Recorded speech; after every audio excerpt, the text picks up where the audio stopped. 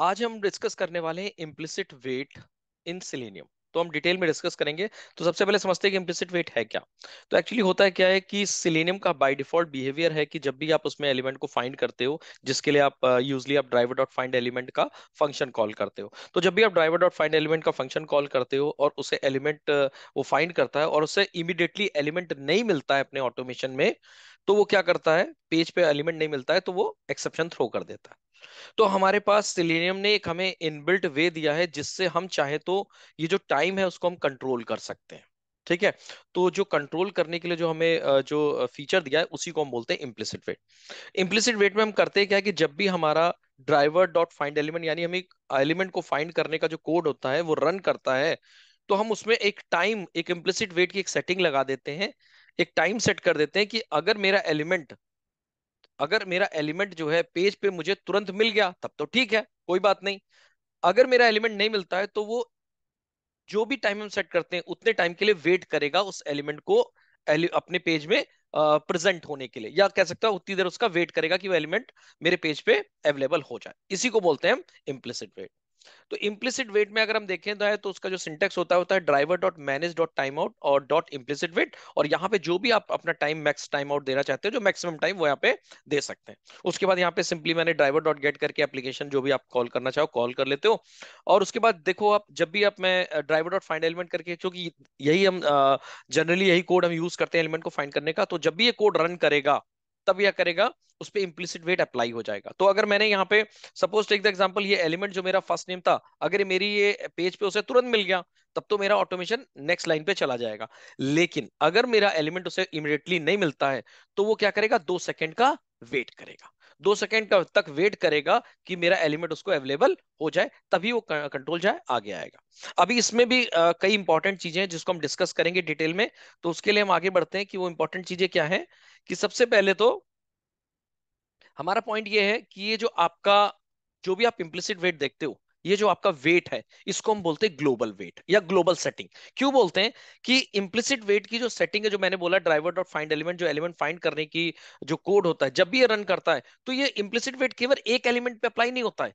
जितने भी पेज पे आपके एलिमेंट है जिनको आप अपने ऑटोमेशन में फाइंड करने की कोशिश कर रहे हो ड्राइवर डॉट फाइंड एलिमेंट से, तो जब भी एक कोड रन होगा उस पर इम्प्लिसिट वेट की कंडीशन अप्लाई हो जाएगी, यानी वही सेम कंडीशन कि अगर वो एलिमेंट इमीडिएटली मिल गया तो आपका ऑटोमेशन नेक्स्ट लाइन पे चला जाएगा। और अगर एलिमेंट नहीं मिला तो वो वेट करेगा। वो वेट करेगा क्या, वो वेट करेगा कि एलिमेंट प्रेजेंट हो जाए, इसके लिए जो भी आपने टाइम सेट किया उतना वेट करेगा। अब यहाँ पे क्वेश्चन आता है कि वो कितना वेट करेगा। सपोज टेक द एग्जांपल, मैंने इम्प्लिसिट वेट है, जो इम्प्लिसिट वेट है वो मैंने 10 सेकंड दे दिया। अब होगा क्या कि अगर मेरा एलिमेंट इमीडिएटली मिल गया तब तो सही है, लेकिन अगर वो नहीं मिला और वो अगले 2 सेकंड में मिल गया, मान लो 2 सेकंड हुए और वो एलिमेंट मिल गया, तो क्या वो 8 सेकंड तक वेट करेगा? क्योंकि मेरा इम्प्लिसिट वेट का टाइम तो मैंने रखा है 10 सेकंड। तो है क्या कि अगर वो एलिमेंट 2 सेकंड में मिल जाता है तो ये रेस्ट ऑफ जो 8 सेकंड है उसके लिए वेट नहीं करेगा। ये इसकी सबसे बड़ी क्वालिटी है। और इससे क्या कंक्लूजन ये निकलता है कि इंटरव्यू में कई बार ये क्वेश्चन पूछा जाता है कि इम्प्लिसिट वेट तो सेशन टाइम को बढ़ा देगा अगर आपने इम्प्लिसिट वेट जो है बहुत ज्यादा ले लिया है। नहीं, ऐसा नहीं है। अगर मैंने इम्प्लिसिट वेट को ज्यादा भी ले लिया है लेकिन मेरा एलिमेंट अगर उससे पहले ही अवेलेबल हो गया, विजिबल हो गया या मिल गया मुझे, तो मेरा ऑटोमेशन वहां रुकेगा नहीं, वो नेक्स्ट लाइन पे चला जाएगा। तो इससे आपके सेशन के उस पर कोई फर्क नहीं पड़ता। ठीक है। तो ये होता है इम्प्लिसिट वेट का फायदा।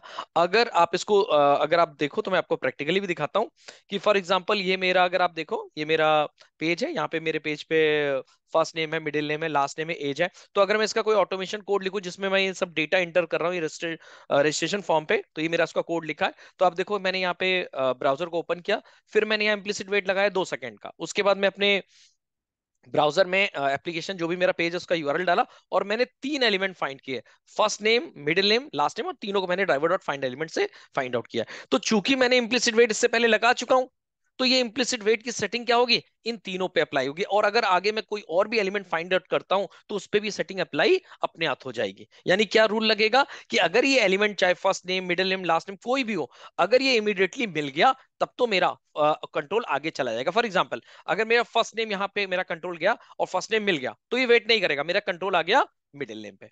अब मिडिल नेम में मान लो इमीडिएटली वो एलिमेंट मेरा नहीं मिला किसी वजह से, या लोड होने में टाइम ले रहा नहीं मिला, तो ये क्या करेगा, वेट करेगा। अब यहां पे वेट कितना करेगा, ये वेट करेगा कि एलिमेंट अवेलेबल हो जाए।